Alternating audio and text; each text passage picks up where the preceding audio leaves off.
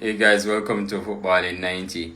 I'm your host, Coach Akib Lambert, and tonight we'll be looking at the Reggae Boys going up against the Japan under 23 team. We're going to talk about some interesting points, leading up to this game.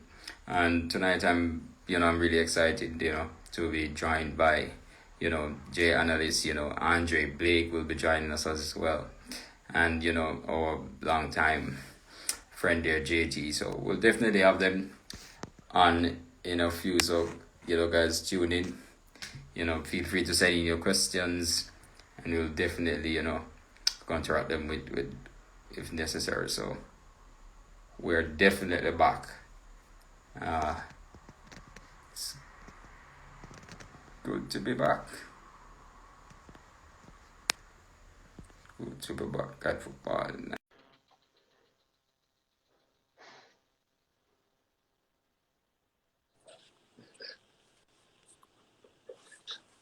Hey Jay, what's up, man? How are you doing? Good to have you, bro. It's always a pleasure. Yeah, yeah. Yeah, so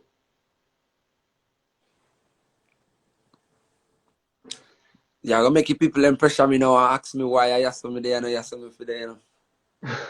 just take it as a good thing, it's good to interact with the people, good to interact. I'm sure you have some good responses for their questions. Well, let's see.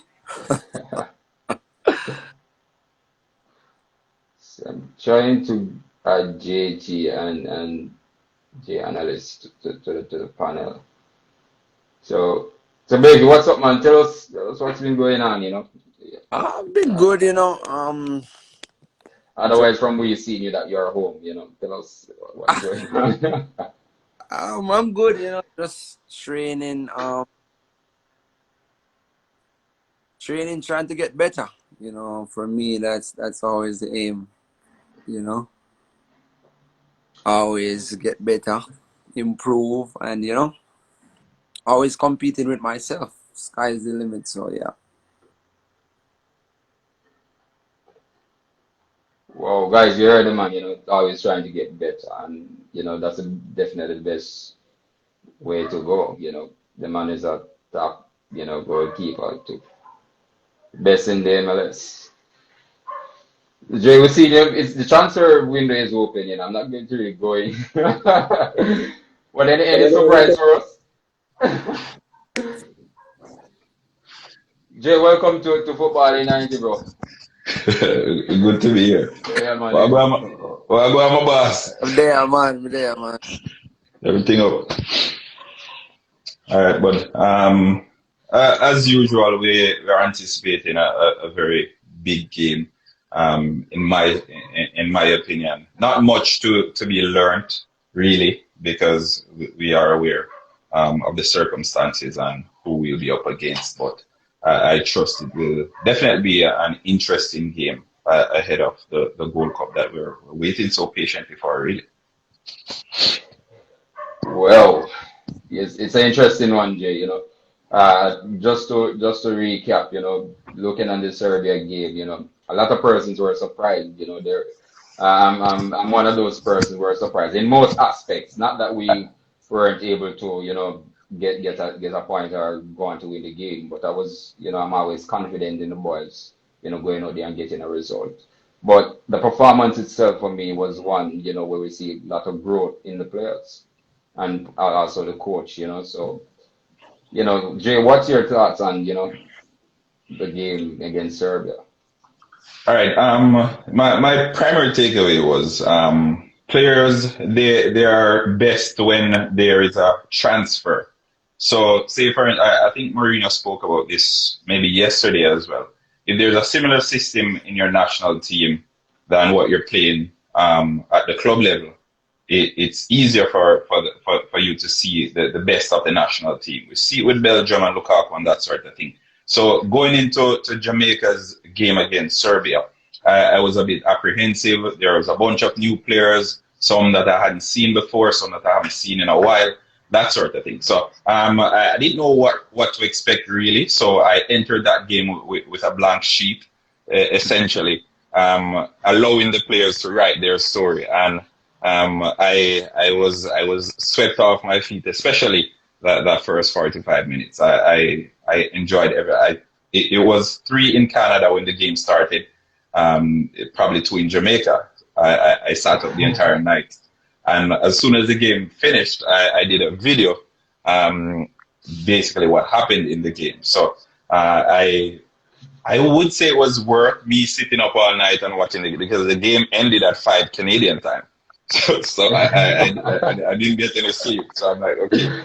So I was speaking to my folks and they're like, okay, are you serious? You sat up the entire night to watch Reggae Boyz in a friendly? I'm like, yes, I did.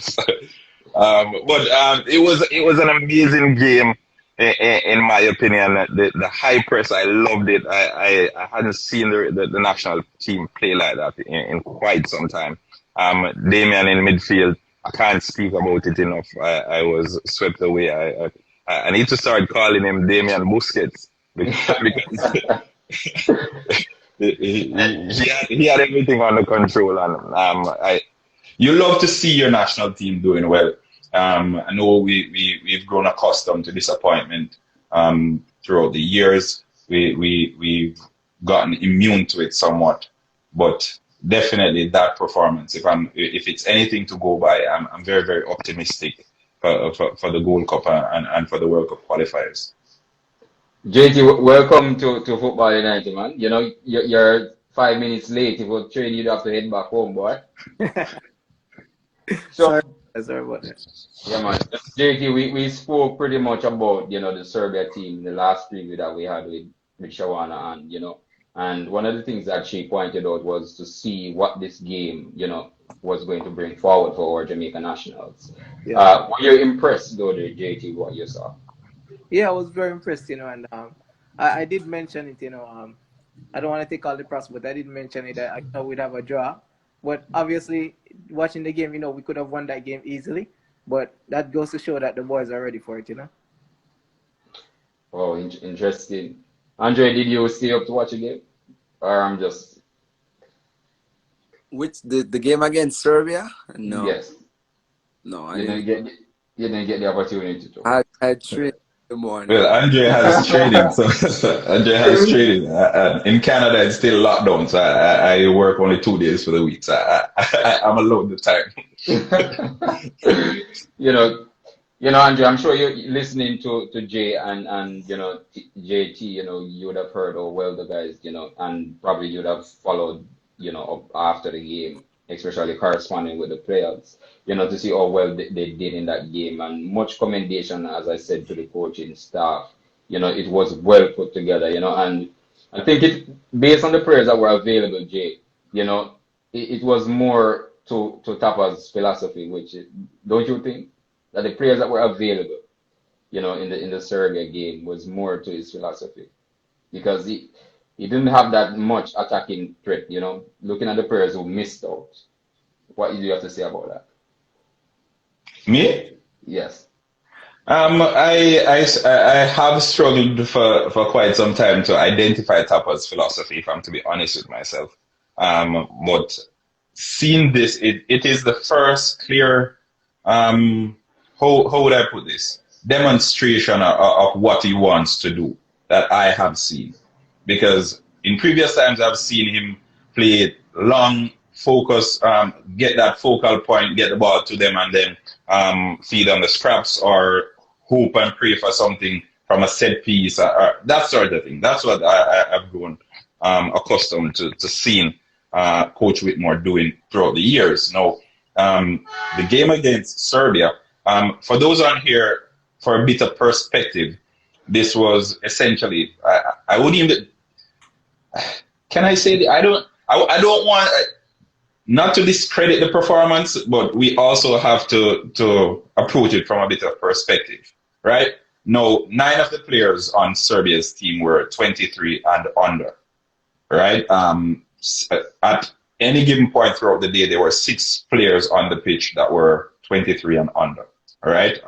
I think 7 of them, it was their first appearance in the Serbian national team, right? 3 senior players on that Serbian team, the starting lineup, they would have been a part of the original Serbian squad, right? I think Gidel, he plays for Sevilla. He would have been a natural starter.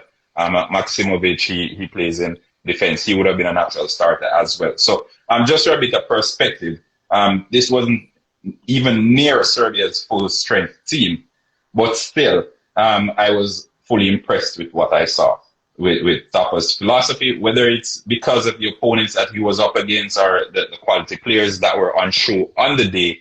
Not taking anything away from the Serbs, they are quality players, but when we're looking at a striker in the form of Nemanja Jovic, who is 18 years old and has only played 20 games at the club level, played one under 21 game, and now he's in the fray for the national team. We also have to understand the angle and don't be carried away too much from what we saw. But having said that, it's the first I've actually seen clear cut what Tapa wants to do.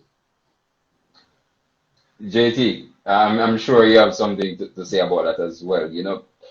Jay, to be honest, going through the philosophy of the man, it's quite interesting, seeing these players going out there, and we're looking at players who are, new to the system, so for me, it was more of a risk, putting 4 these players out there. So, and I think it worked well, Damian Lowe coming on, playing central. Damian Busquets, please, Damian Busquets. So Damian Busquets, hey, Jay, I was really impressed, I can see that coach knows his players, to put Damian in that position, it really shows that this man, is definitely growing, in terms of his own philosophy, being able to trust his players, and, Damian did extremely well, as you said, Damian Busquets, the man was influential. You were talking about, someone said Tony Cruz, but I'll stick with the Damian Busquets for now. Damian Busquets, it wasn't all sideways, and it was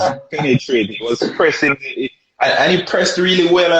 I was at one point I was going to say maybe Damian Kante, but I saw that he slowed down. He slowed down a little bit. So I'm like, okay, he probably hasn't played in the position for quite some time. So just to regroup and to get back in the hang of it, because when you're playing defense, you get a little bit of breathing room most times. It's not the same in midfield, but he was remarkable, and I was writing down my notes throughout the game because I planned on doing a reaction to the game. So I was writing down my notes. And I found that I wrote Damian's name 3 times. I'm like, okay, I need to scribble it out. That's how good he was. So I initially I'm like, okay, I'll do a watch along, and then I'm like, no, it's 3 in the morning. I can't do a watch along. My wife is sleeping in the next room. So I took out a sheet of paper. I'm like, okay, I'll write it down to see what's happening. And I'm writing it down, and Damian's name kept popping up. So wonderful job, Damian. I know you're on here. I trust if you're called upon to go in that position again, you have it covered, and I'm not even worried about it. Who knows? Probably someone in the national team needs to be worried about their spot now in that position. Guys, the last time I had a chat with Damian, the last words the man said to me was, "I was a really good striker." So just to see the man go in that position, Chris, and it is quite top notch, Damian, probably the scouts that were watching the game, would say, they wanted to come and play, that position. But, decent game that was, guys, really proud of the players. JT, what you have to say about that? No, really, it was, as I said before, Damian did well. I can agree with that. He did extremely well in that position. He right now at professional he's a center back, but he did an extremely good job in the center defensive mid. He, as he said in the comments, N'Golo, he played the trade to Kante. So yeah, I really think Damian did a good job in that point.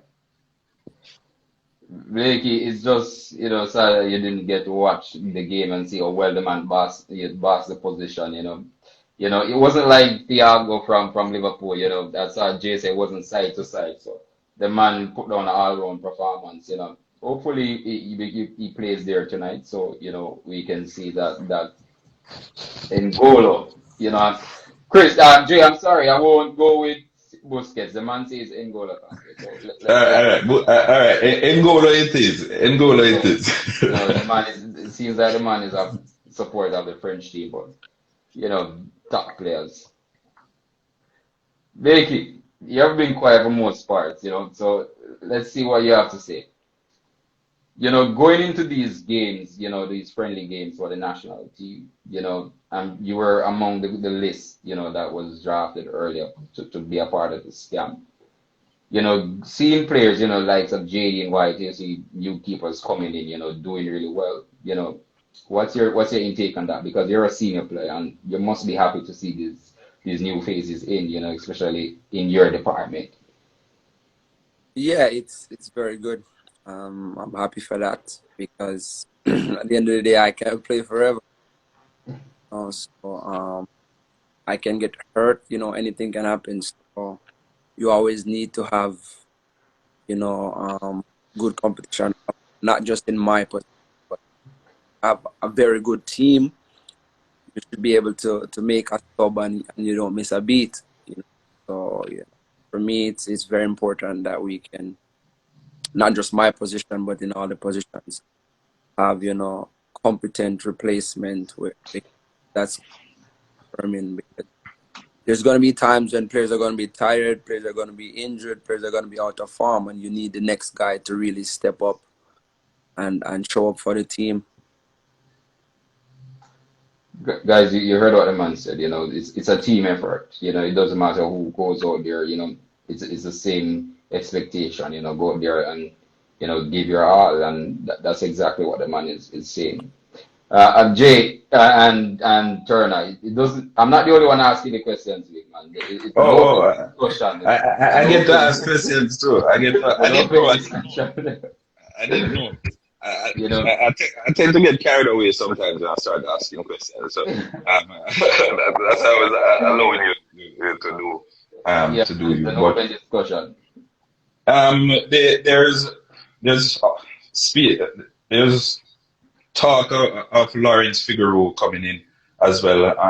As Andre mentioned, it's competition is really good in all departments, but you need goalkeepers as well who are ready because we know goalkeepers. It's not a position where it is rotated as much as the other parts. Maybe in the 60th minute you'll change a striker, you change a midfielder, but goalkeepers they tend to be a constant throughout most games. So in situations where the goalkeeper gets injured or probably they aren't fit to play or whatever be the case. Now we have COVID-19, who knows? So stuff happen. We need competent goalkeepers who are ready to represent and ready to be at their best. So I fully concur with what Andre said, and I think this season he's been remarkably well. I don't think he needs any more motivation than he has, but having that extra person there to cover, and it only bids good on the goalkeeper who's coming in as well, because looking to Andre, who has been so exceptional this season, they have a competent person to look towards and to aspire to be like. We have young JD White. We know, as Andre said, he won't be able to play forever, sadly. But it's a good role model to have and a good mentor to learn from. Wonderful professional. We've spoken. I think we did an interview in December or something. Perfect professional. Takes his craft very, very seriously, and I think the young goalkeepers with the likes of JD White, I'm constantly lobbying for JD White to be a part of it because I know he's young and he has a bright future ahead of him and he can only get better, if I'm to be honest with myself, and who better to learn from than one of the best there is currently in the craft. I totally agree with you, Jay. I had a chat with Jaden, a couple months ago, and he'd mentioned to me that Andre Blake is his role model, and he tried to emulate everything that Blake does, and he told me that he shared this with me that before he joined the national team, he told Andre Blake once that he will be there in the team with him one day, and he's there. So I think it's a good bar that Andre Blake has set for the other goalkeepers coming in, and yeah, it's gonna be a good thing for us in the defense. You know, having a keeper like that as a role model. True. But Jace, are you saying that, with the with the goalkeeper situation, it's going to come down like a Dean Henderson and a Dale situation soon? I can't say a Dean Henderson a Daiga. I can say probably a Kayla Navas and a Donnarumma at PSG. Put it like that. So we have a good goalkeeper coming in, but we know that Kayla Navas, he will be there until he decides to hang up his boots. Although Donnarumma is quite competent. Well, Dre, there you have it. The guys say, that's what the man. So, guys, going into this game, what are the expectations, or what are we looking forward to see? You know. Who's leading out? Who wants to take it? Hey. Let me start. I would like to start. I would start from the Japan side. I think the U23 of Japan. Obviously, the players are interchanging. Because it's a U23 squad. You can't play for the squad forever. But in the recent history of this Japan team, they would have won the AFC Championship in 2016. So they're known to play good football. In Asia. But I really think these guys are gonna come out and run at us. I think they're gonna run at us. They're not gonna shy away from it. They know they're playing guys who are probably a little bit older, more experienced. But I think that's where we can capitalize, with our experience and the players that we have. But I really think this Japan squad it can be a surprise, or they can, as you said, they're younger, so they might fumble. They might fumble. But as far as it goes, I think we'll beat them. I really think we'll beat them. JT, I said the same thing today to one of our coaches here in Jamaica, and right frankly, the response that I got was more of, the team, going out there and dominate, probably for the first 45 minutes, and when I mentioned dominate for the first 45 minutes, we saw the game against Serbia. We were in control. So I'm looking forward for our players to be in control, again. Jay, you don't agree with me? Honest, you don't agree with me? Huh? You don't agree with me? Well, No, I agree. I agree to an extent. But dominating, maybe not. We'll probably have more of the ball, yes, but I don't think we'll.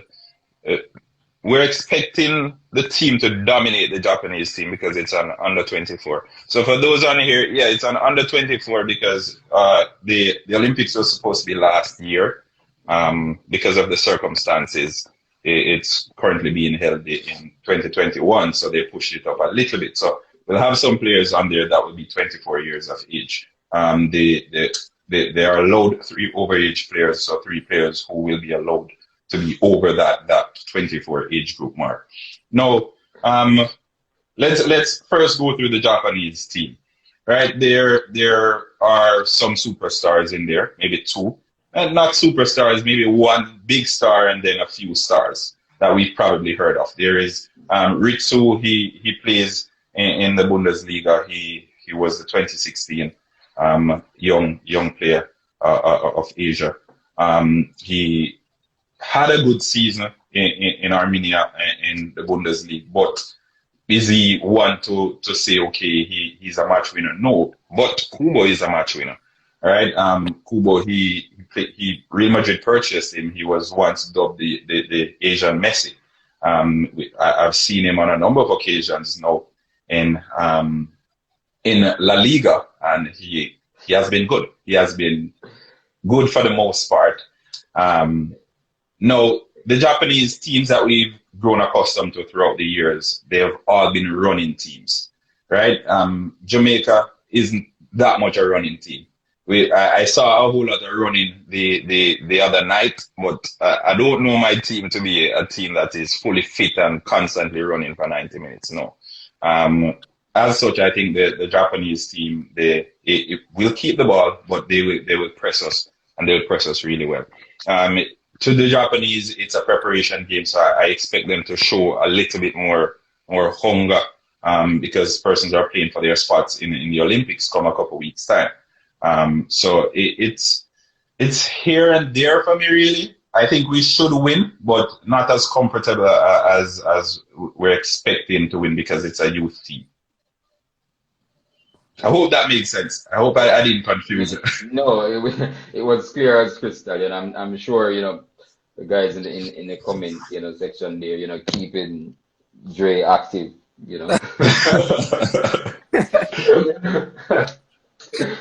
So well, I don't say this. The people are trying to get.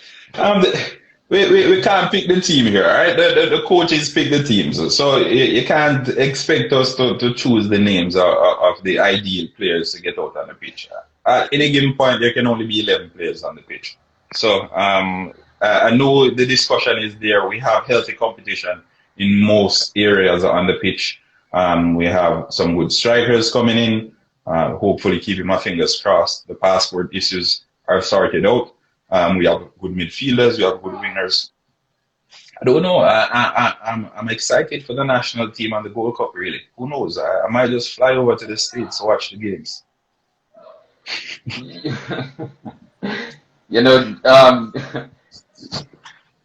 Turner, we expect some tickets from Shawala going forward. But earlier today we heard that all tickets are out. There's no more tickets remaining for the Gold Cup. No, that's just the final. That's for the finals.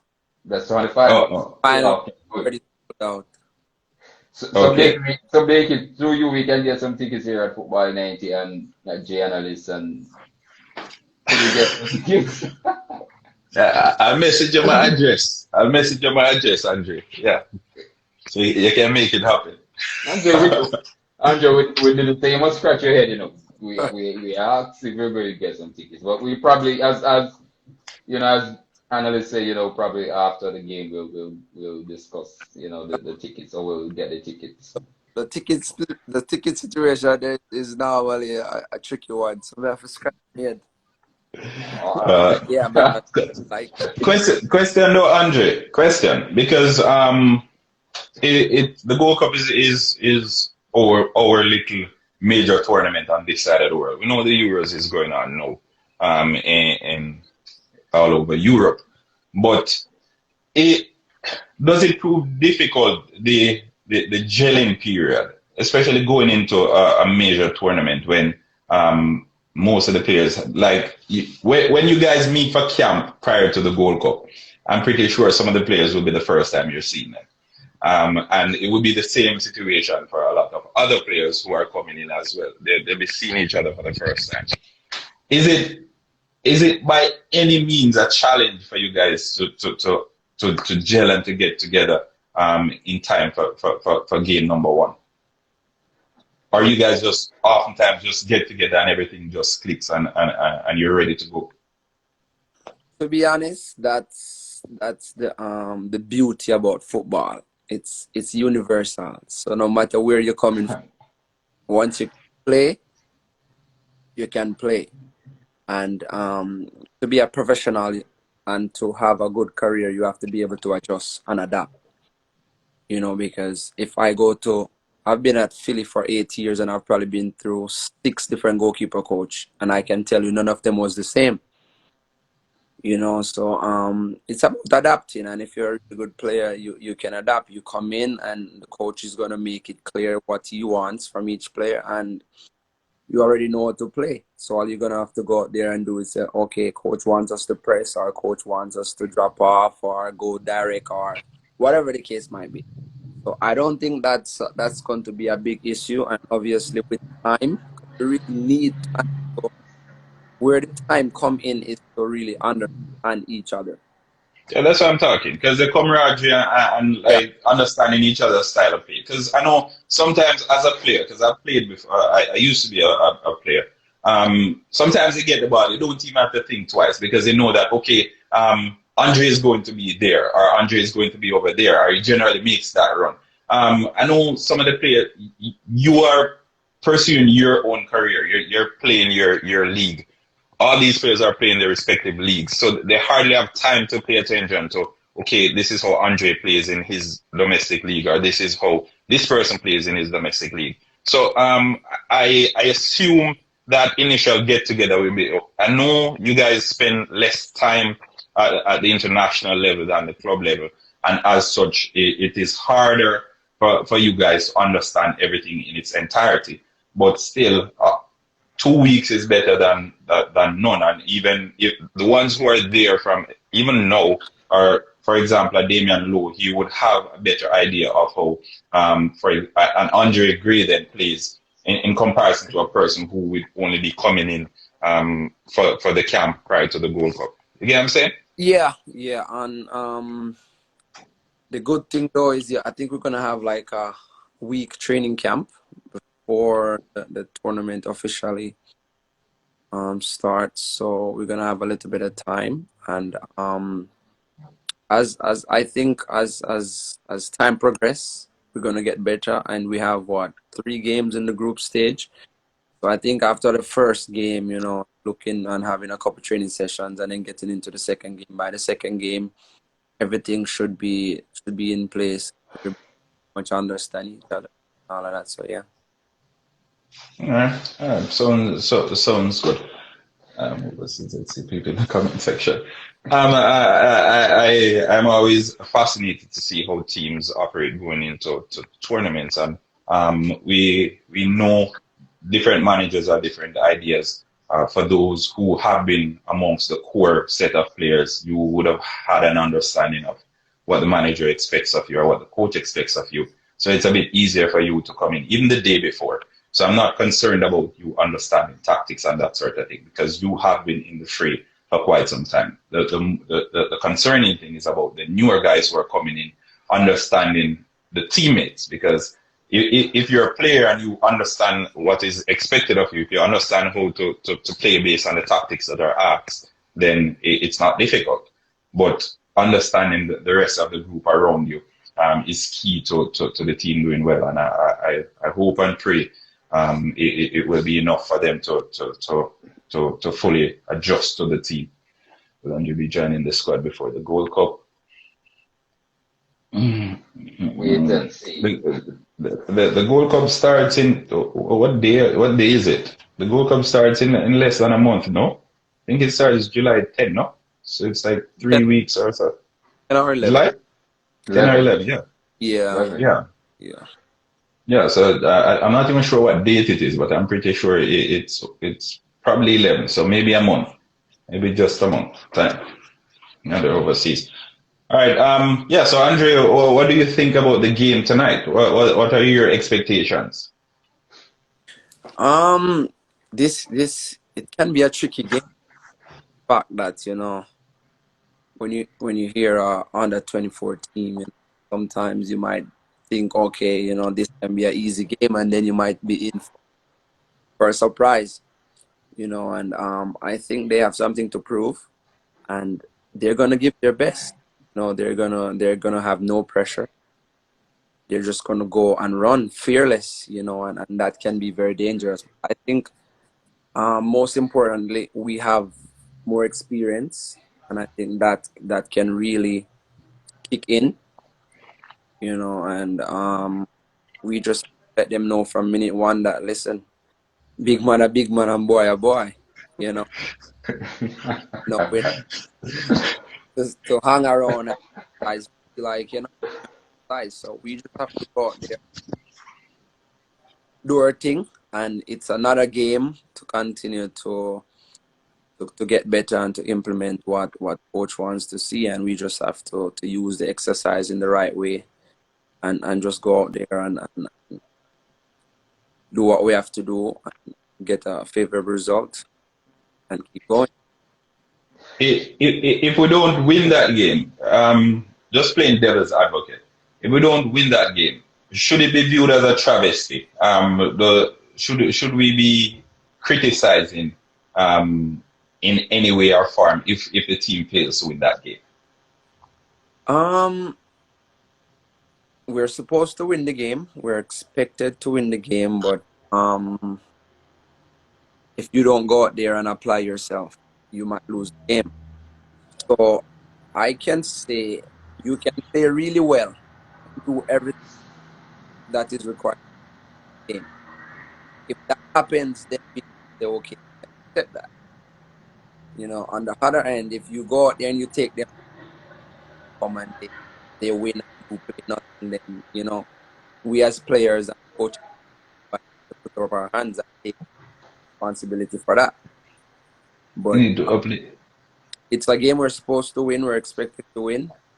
But again, if we don't go out there and apply ourselves, we can lose because they can play and they're going to be hungry. So it can be, it almost like, it can be like a trap game in one of those tournaments where, if you don't be careful, you might be in for a long one. So Yeah.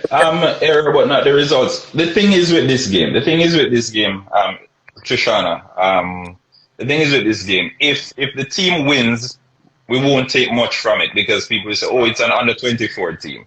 So it's not much. However, if the team loses, yeah, it's the same it's the same thing. Because we lost one under 24 team. You get what I'm saying? So I'm anticipating what the results will be, and I'm hopeful it's a positive one because otherwise it will. I think a lot of the fans who are on the edge, they are already down the throat of the manager. They're already down the throat of the federation. The game earlier this week, it converted quite a lot of them, and it was tongue in cheek for the most part for some who were bashing throughout. So I'm waiting to see. But as I said, Andre mentioned it's a tricky game, but it's the same thing. If you win, they won't take much from it because it doesn't even improve our FIFA ranking because it's against an under 24 team, and it's in different categories. So there is nothing to be gained from it essentially. But if you lose, then all hell breaks loose. JT, what says you? Yeah. As everybody probably thinking it, as young players, they have something to prove and nothing to lose in the end, They mentally going into this game, they're gonna think, they're playing against very experienced guys, and really and truly that the weight has been lifted off their heads and shoulders. So when the weight is lifted, people tend to play better and tend to bring a showcase, So really and truly, if we lose this game, I really think we should not criticize, but we should really look into tactical game and everything, because realistically we should be beating these guys. Under 24s, as you mentioned. We have players who have played top flight football, so I think we should beat them.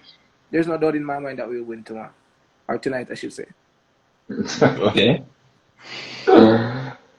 Jay, one of the things we have to do is always be patient with the players. I'm always patient with the players in for critique, on any given day. But we're looking at this game, coming off of a draw against the Serbia team, a game that we could have won, easily. It put a lot of pressure on this game, to be honest, to get the win, because this is an under 24 team, that you're saying. So the guys now would have created, a certain picture now for us to look at and say, hey, we need to win this game, And I think the girls winning yesterday, would have also put further pressure, with, where supporters are concerned for the guys to go there and get, and win this game. But, I'm pretty confident in the guys, Let's see what, Busquets has in his locker, to go there and put the ball down, As Andre said, the guys are really, up for it. So let's definitely see what happens, in a few hours' time. Someone in the comments is saying that the fans have unrealistic expectations, huh? Yeah. The fans don't understand how difficult it is for a player. They have but also the thing is, hold on, I'll allow you to go afterwards. But the thing is, when you set the bar to a certain level, remember, Jamaica, it's the first time Jamaica has failed to lose a game against a European opponent since the 90s. right? Now, setting that bar just a few days ago up here, I don't think it is too much to ask of the fans, or it is unfair of the fans to expect them for us to go into that game and win that game, right? So, if a fan is disappointed at not winning against a Japanese under 24 team, I can't blame them because they just saw the team put on a masterpiece against a Serbian team that's ranked 25th in the world. So a Serbian team that constantly produces some of the most gifted and technical midfielders on the planet. A Serbian team with a Guedel who plays in the middle of Sevilla's team, who came fourth in La Liga. So it is not too much to expect from the fans if they expect the team to beat an under 24 team. And it's just my opinion. I'm just being objective, all right? You know, Jay, I agree with you. You know, as I said, the guys already set the bar. You know, for persons to expect much from them going into this game. So it's up to them now to repay the trust that the supporters have in them. And like I said, these are top professionals. If we were to look at the Jamaica team, there's no way we wouldn't have a top expectation for them to win this game. So it's just wait and see, right, Andre?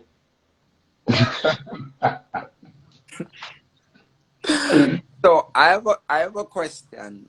Would you guys can probably answer one by one. Would you guys rather see the team not play well and win, or outclass this team and lose? I'll go first. I don't care if you play the most remarkable football on the planet, as long as you win. I am a Chelsea fan on the club level, so you know that I've been accustomed to boring and awful football for the longest time, especially under Jose Mourinho. But we've been winning things, and at the end of the day, no, I'm being honest here. At the end of the day, the Greeks, they won Euros in 2004 against Portugal, and they played some of the most horrible football you'll see in your lifetime. At the end of the day, you don't see that they played awful. You see that they have a Euro, right? Now, if Jamaica goes to the Gold Cup and we play awful football throughout the group stages and we get through the group stages and we play awful football throughout the knockout stages and we win the Gold Cup, I will be celebrating. No one will remember anything about the quality of the football you play. So at the end of the day, the quality football is for, whereas we love to see our team playing wonderfully and winning trophies as the Manchester Cities of this world, it won't always be like that. And that's a harsh reality we have to live with. Not all the managers have attractive tactics, but the results are more important than actually how you play on the day. Because when you're going through the history books, when Orlando is reading of doing his research for a commentary on a game or whatever it is, I don't see, okay, Jamaica played with 10% possession. I don't see that. I see that, okay, Jamaica is a Gold Cup champion for X, Y, and Z year. And I can allude to 1,000,001 other instances in history. Chelsea, Barcelona, remember that game in 2012 when Chelsea won the Champions League. I think Xavi and Iniesta, they could have sat in the middle of the park and had dinner. That's how much of the ball they had throughout the entire game, and we had a breakaway and won. So the quality football, coaches need time with the teams to create a philosophy and a wonderful quality football that we want to see. If Tapa is getting 2 weeks here and 1 week there, I can't expect wonderfully attractive football. I can expect results, and based on the quality of the players that he has at his disposal, I don't think it's too much of me to expect results without attraction. Then put it that way. That's my opinion. Whoa.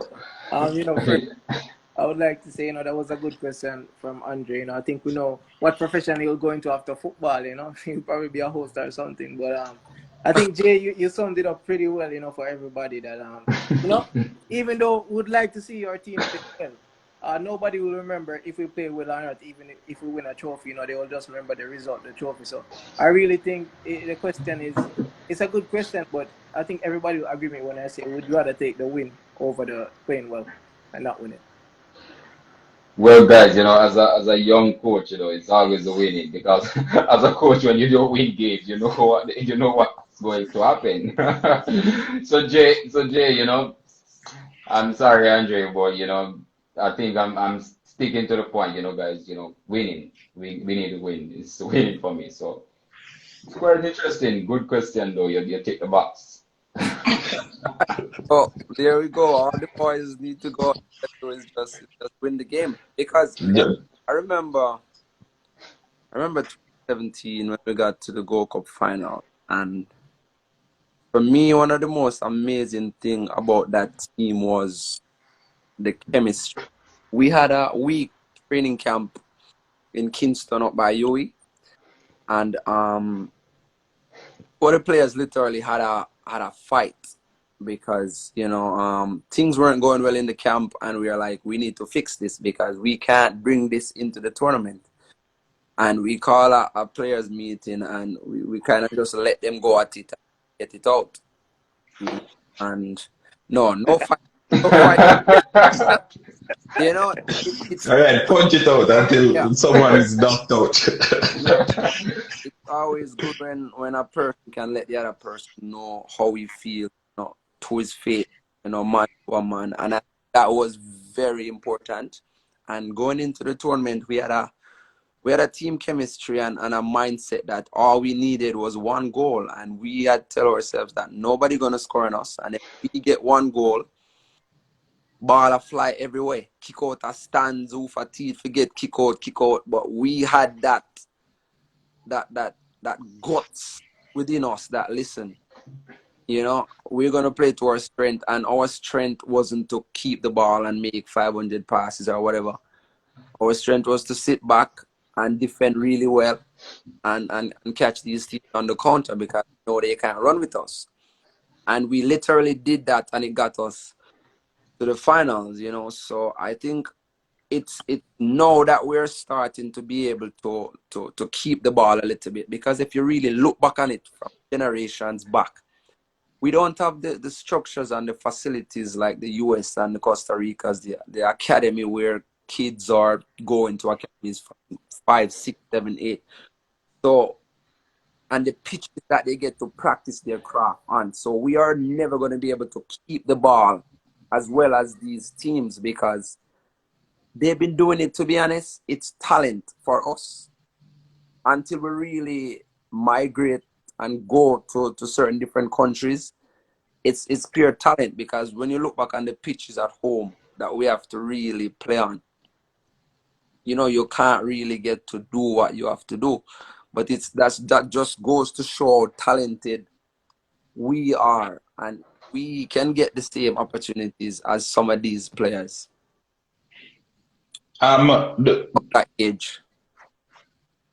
Yeah, true. I totally agree. But Dre, stick up in though. With the you mentioned the 2017 team and the approach that you guys took going into that competition. This time around, we have a bunch of different quality players, if I'm to be honest with myself. Some playing in the top flight leagues across Europe. We have Bobby Reed, we have the likes of Leon Bailey. These caliber players who are accustomed to having the ball. So I think, especially what we've seen from these players at the club level, us the fans will be going into the competition with high hopes as it relates to not sitting back and hitting teams on the break, but dominating teams. And this is down to the individuals that we have in the setup currently. Do you sense that sort of vibe coming in as well? Yes. We have players that can keep the ball. We're starting to bring in more players that are comfortable with the ball because they would have had the opportunity to probably play in England or wherever from an earlier age. So, they are comfortable with being pressed and being able to take a touch and compose and play. But I'm going to go back to the question that I asked, right? We can have an identity of being physical and catching teams on the counter. That's been working. Now, do we switch to a more possession team? That's the question, because if we're going to do that, we have to make sure we win, because then it's going to go down to playing pretty and losing the game. So the next question is, coach is going to have to decide. I agree. Yeah. I agree. Because again, the names we had in 2017 compared to the names we have now, it's different. And will these players coming in be willing to do a job to sit behind the ball for 70 or 60 minutes and put in that defensive shift for the team time and time again, and then hope for that one opportunity or that window to open for them to snatch a winner? I think, I don't know. I don't know if I'm to be honest. We have Ravel Morrison, wonderful midfielder. He will want the ball at his feet. He will want to be playing with the football. We have Jamal Lowe. We have all these players. If I'm to go off the top of my head, the quality players that we have and compare them to the team in 2017, I think it would be unfair not to expect them to go at least to even the final or the semi-final. That's how good. And after that performance that I saw, I'm like, okay, this team was without Andre. This team was without so many other names that I was putting down on paper. I'm like, we could probably win this. I know I'm like fully convinced. Like, someone probably needs to get me out of that mindset, because no, if we don't win, I will be disappointed.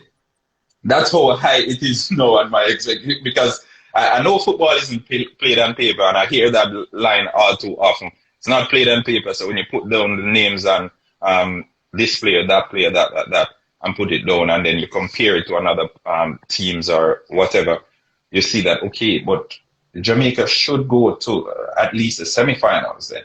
I don't know though, but it's a coach's decision. I think if he sticks to what he's accustomed to and what has worked for him, and it works, fine. The fans will be happy. But if it doesn't work, then again, fans are the greatest analysts and the critics and the greatest players as well. So they'll be questioning his tactics and saying, why didn't the coach play to the team's strengths? So I don't know. I'm hopeful to say the least. All right. It's gonna be tricky, It's gonna be tricky, but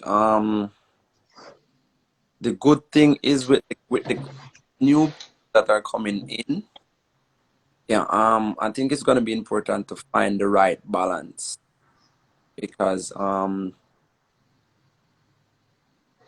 at the end of the day, we just need to win the game. So if we're gonna start playing keep ball, which I'm totally fine with, as I said, as long as at the end of the day we are winning the game, I'm fine. But if we're gonna play keep ball, then is it something that you're gonna have to practice? Is it too late? Is now the time to be trying new things when you should be doing the final dress up now and ready to go? You get what I'm trying to say? So it's gonna be interesting. But I tell you something. If they're playing keep ball, you get less work to do, Tina.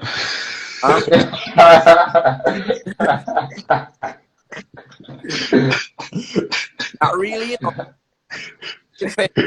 I always have the ball. You can't get scored on, but then it depends on where do you have the ball. Because if you're it's almost like full possession, and if you are keeping the ball in their half, the space is going to be in behind you, which I also is fine, because we have guys that can run.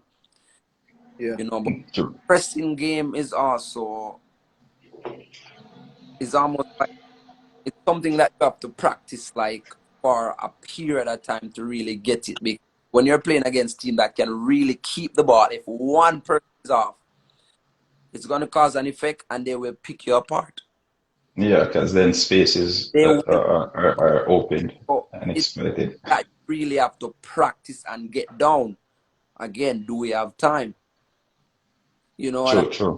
mean? A month, and then it's not even a month of camp. It's a month where players are in their respective teams, and then they'll get together afterwards. So Should we I expect do. most changes to the team though going into this game?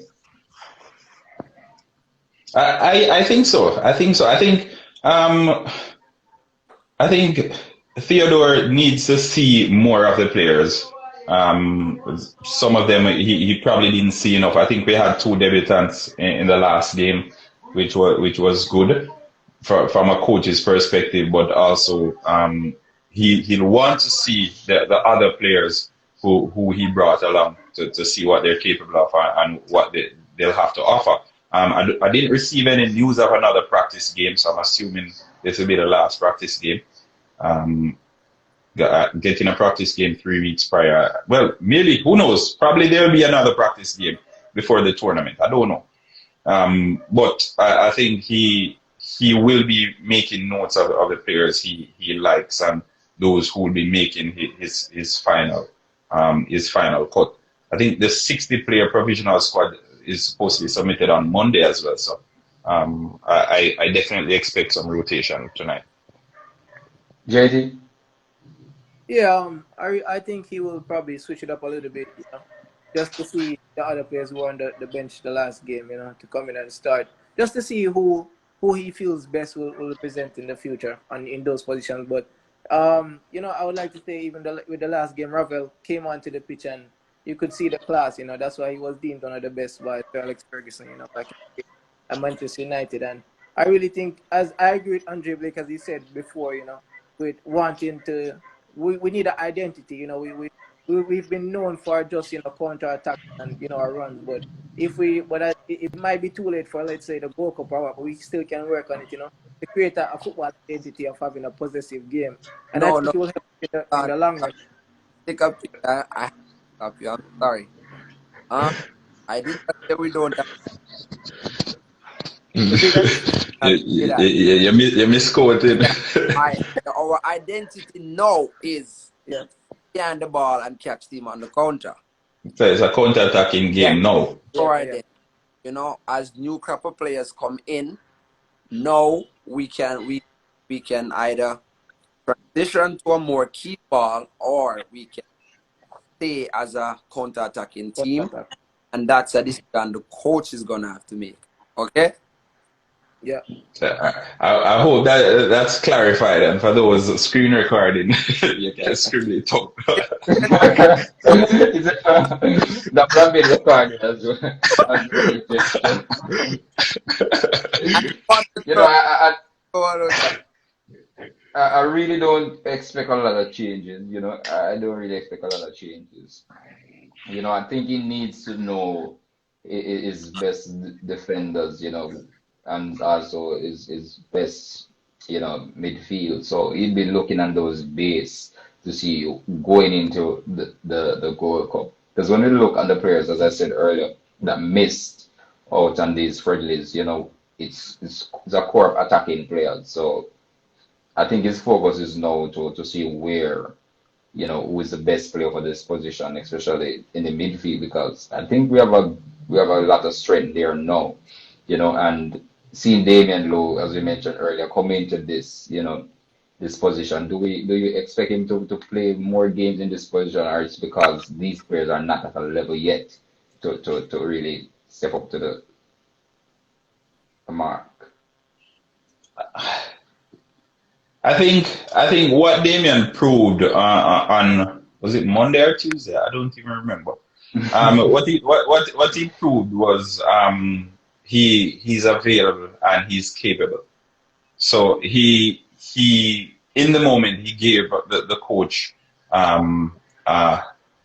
an opportunity to know that, okay, I have this option available to me should it be needed. And it is a good option. It's something that you can't go wrong with. I think, is your channel this after? No, it's not my channel. It's not my channel. It's Football in 90. I'm just a guest here. But yeah, and he gave the coach an option, and options are always good to have. Andreas Christensen, we saw him playing midfield in his early days at Chelsea. He ended up being a centre half, and he has interchanged. We've seen Jose Mourinho play Kurt Zouma in midfield before. It didn't work out too well, but it's still an option to have. When you have a defender that you know that, okay, this person can go into midfield. What it also does is it allows coaches the opportunity to know that, okay, I can change tactics in the middle of the game without making a substitution. So, say for instance, Jamaica is chasing the game and Damian Lowe is playing with a back three. He knows that, okay, Damian Lowe can step and then the other midfielders can go a little bit higher because he has that versatility and he gives the coach that option. So I think in the future, he can play in there because he showed that he is competent. And for the reasons I outlined just now, it's a good option for Coach Whitmore to have. You know, seeing, you know, Lambert on the bench, you know, in the last game, I wasn't happy. So if Tapa is watching, Tapa, I wasn't happy to see, you know, Lambert on the bench. I don't think Tapa's job is to make you happy.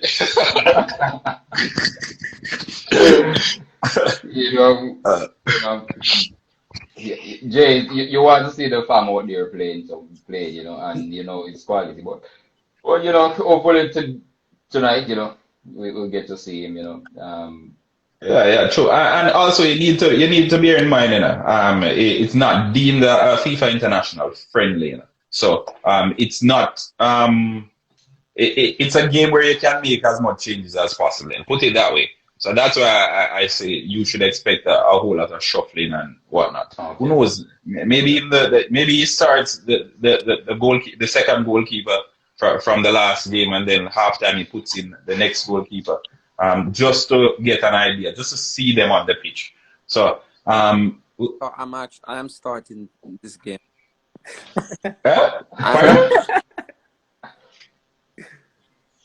He says he's what you say? I am starting the game. There you go. There you go. You guys, you guys didn't know that? Yes, you starting the game tomorrow? In a couple hours, yeah. Oh. All right, you're good in it, Andre. We'll link you because we'll probably need to do an interview soon. We'll link you. We'll message you. We talk. Good luck. No, but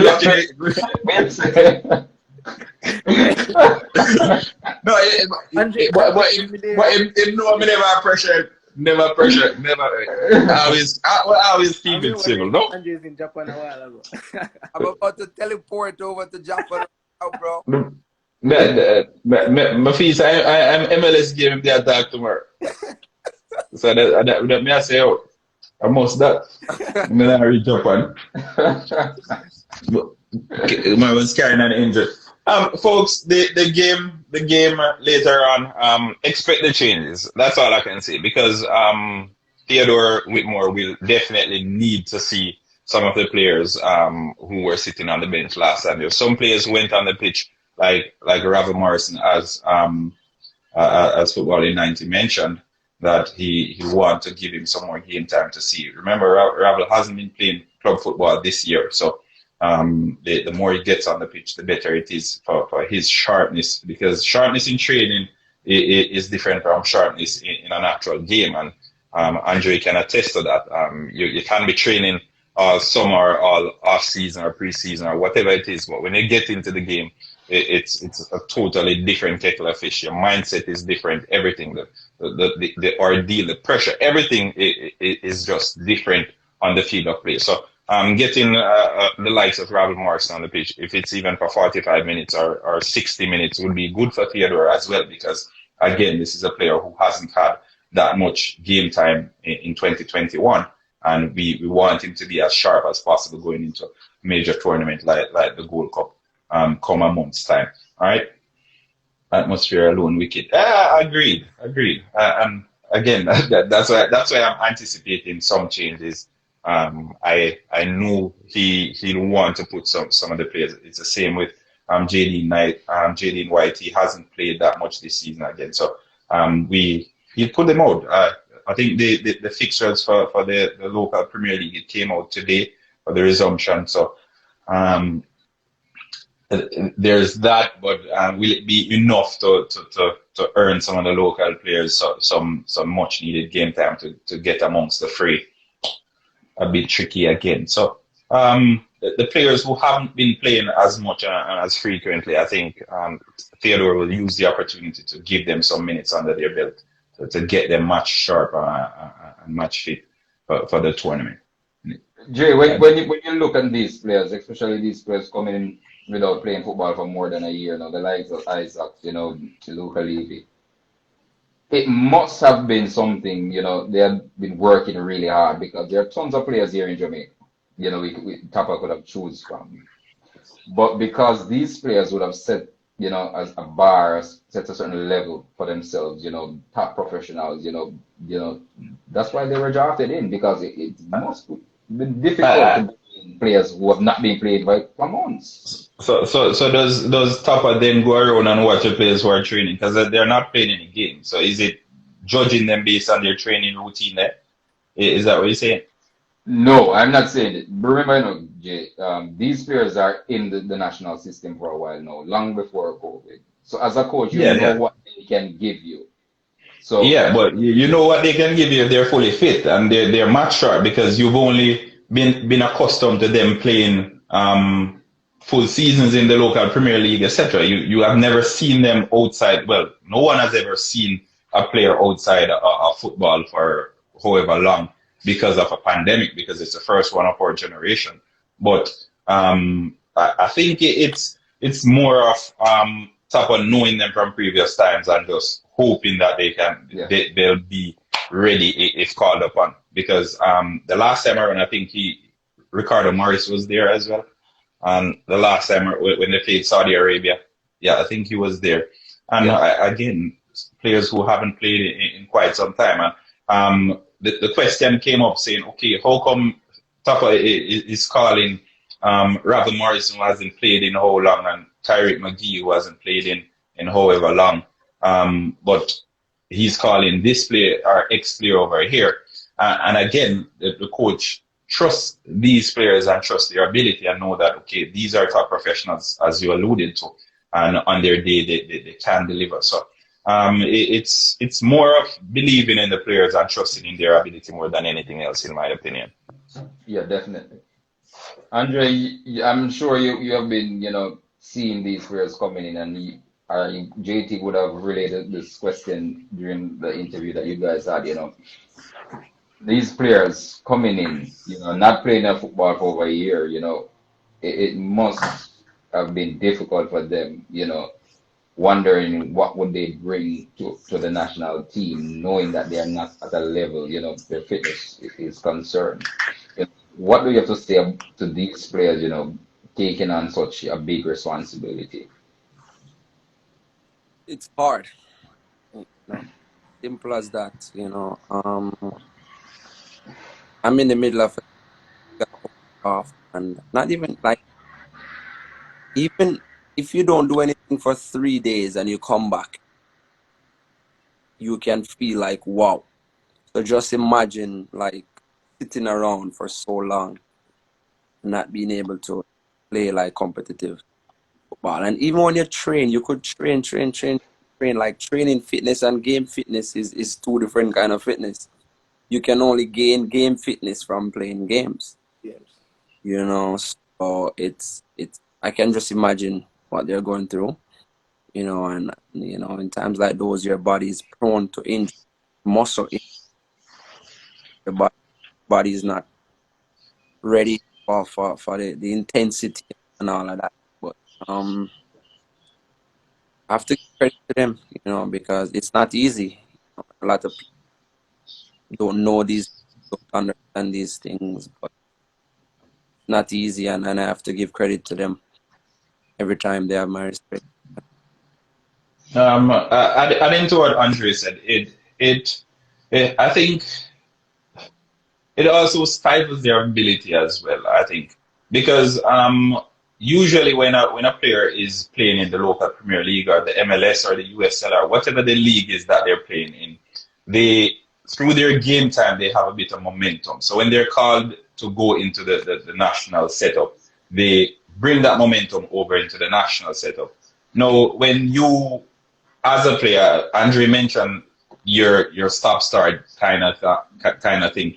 You have as a player haven't played it in however long, and then you go into the national setup. You're just starting here, other players in the squad are sharper than you.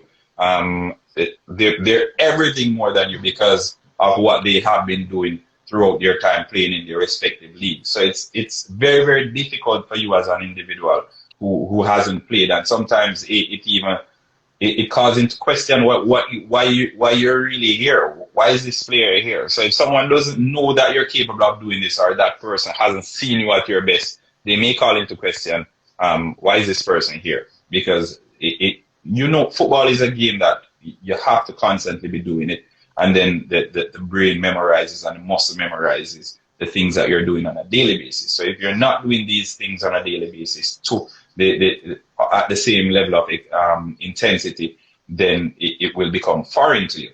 And you going into the national team, it is high energy, it's very, very demanding and all of that. It may just well be, not really question, but all right. So it might very well be a hindrance for a quality player, regardless of where on the pitch you're playing. JT, whoa, JT, what you have to say about that? That's you just looking, man. What you have to say about that? Yeah, no, man. I really think Jay is really speaking for all of us. Oh my God! Like I'm gonna stop speaking it. I'm gonna stop because I've been speaking for everybody all night. I'm gonna stop. I'm gonna sit in the corner now. I think he answered the questions correctly and analyzed the situation. I don't have anything to add to what he said. No, it's one of the main reasons why we have the big man on. He's one of the best at this thing. So Jay, when Turner say you're saying everything, you don't have to take the back seat. Well, just back. Just back. Let's see what the folks in the comment section. Again, folks, it's we see the national setup. Go ahead. Reading the comments, can you guys give a direction as to how the game will go in a couple of hours of the scoreline? Just a direct prediction. Direct prediction. All right. I think 2-1 in favor of the Reggae Boyz. I think the defense unit isn't quite in unison as yet. Again, I expect some changes, but they aren't on the same wavelength based on what I saw in the Serbia game, and that lapse in concentration. It shows that they haven't been with each other long enough to understand each other to that level. So I think there's a mistake somewhere there, but I think we should win that game 2-1, in my opinion. Nice. Coach Akif. Well, JT, I expect Damian Rose to put one in the back of the net. So I'm going for a 2-0. 2-0. Damian Rose to score. Yeah. Blake, you want to add something? 1-0. 1-0? All right. 1-0. I'm being a little more hopeful, that the experience that we have up front, or even from the midfield, we can bring a little bit. Now, I would not say high scoring game, but put more than 2 goals into the back of the net of the Japan team. Seeing as though, there's some of our guys. So I'm going for a 3-0 or a 3-1 scoreline. All right. Well, fair enough. JT, you predicted the last game. I hope you're right this time around. I need to go by just bet. Yeah, yeah, yeah. I need to go by just bet. Yes, definitely. No, funny enough, I saw on Twitter today. This guy predicted the goal scorers. He even predicted an own goal in that Italy game. So he got everything spot. He got everything spot on. He had Immobile, he had Insigne, and he had Yeah, Emerald from the own goal. I'm like, okay, this guy must have okay. tampered with the timing on this tweet. Yes, big up to Alvas Spoil, real top player coming on, Yeah, supporting us here, congratulations joining Andre Blake, Alvas. Yeah, Philly's where it's at, no? Yeah, it's that feeling, you know. Philly's where it's at. JT, did Andre Blake give you that Philly shirt? No, no, no, no. It's just support, you know. Oh, I okay. I 'Cause like to respect around though, you know. Is there right jersey? Yeah, yeah, yeah. Respect, respect. Yeah, man, the jersey them for drop. The jersey them for drop. Man, yeah, my man. move stingy with the jersey Yeah, them. man. So, Andre, That we expect some jersey then, since we can't get some tickets that for may the I World say. Cup. That may I say. That may I say. Yeah. Go on again. Go on. No, go on again. Since we can't get some tickets for the Gold Cup, can we get some Philly jerseys? The tickets. Me just take Yeah? serious and sticky. Me know what turns I can't get now. Me just turns. Oh, okay, okay. Sorry, my apologies, sir. Jay analyst So and look out for the and ticket. to negotiate the tickets. I got see what easier if you get now between the ticket or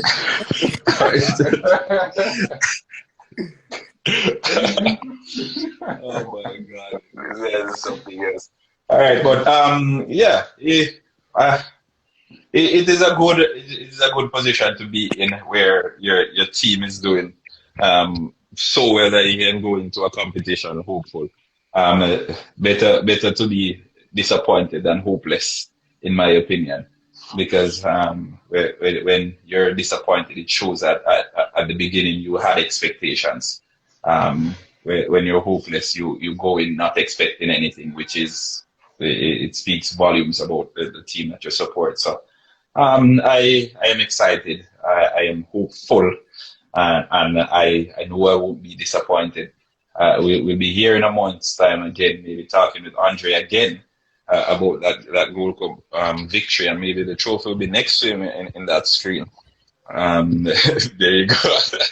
The trophy will be next to him in that screen. So for each of you guys to see. All right. I don't mind waiting on the World Cup tickets though, This guy.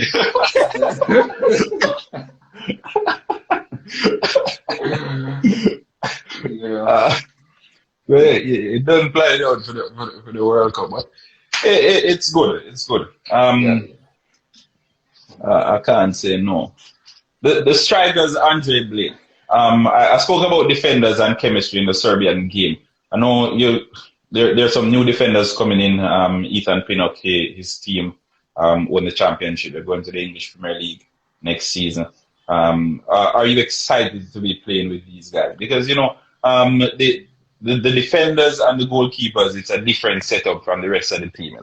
I know that from my playing days. Again, midfield and the strikers, they're responsible for that side of the pitch. But the defenders and the goalkeeper, they have a special bond. And with quality all around, it can only make it better because clean sheets are collective efforts.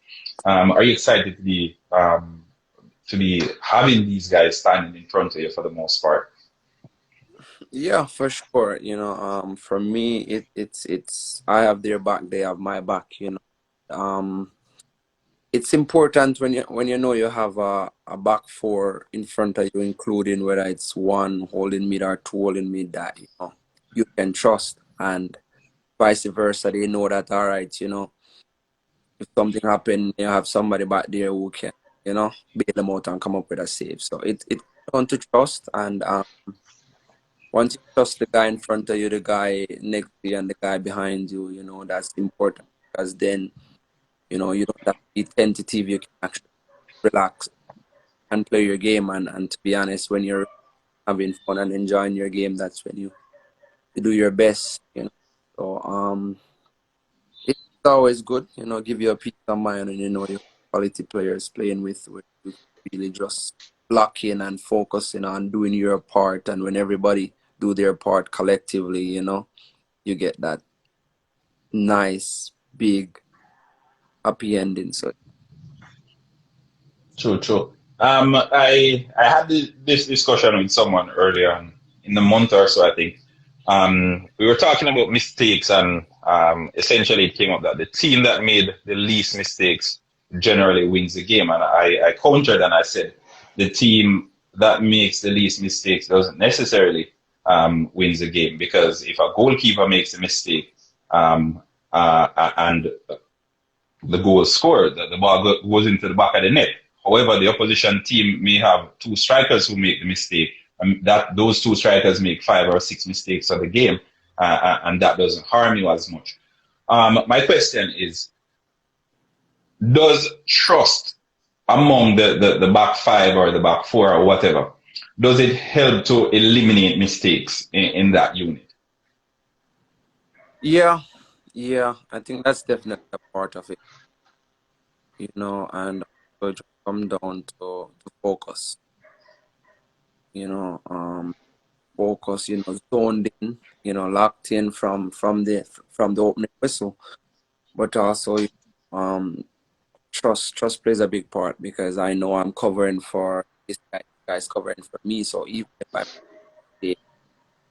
somebody is there to kind of cover up for me, even though it can sound contradicting, because then if Yeah, it's difficult for you because no one's covering for you. If you miss, it's almost like you're saying I trust that person, so a man can be like, all right, me trust him enough, me know I'm not gonna lose the ball, and then me knowing that don't end up covering for him, and then know something man him lose it, and then me can't cover him. So it's important to trust the guy, but you still have to always expect the worst, because anything can happen, and when you really set up yourself like that, even when you have the ball, always expecting the worst.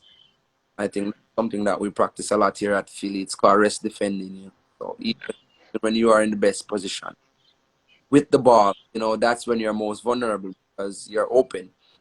yeah, you're anticipating that you're going forward and things change like that. Yeah. So, all right, lovely. I think that clarified that for me. That clarified that. No, like I consume a whole lot of football. For those who know me, I consume a whole lot of football, like maybe 40 or 50 hours a week. And I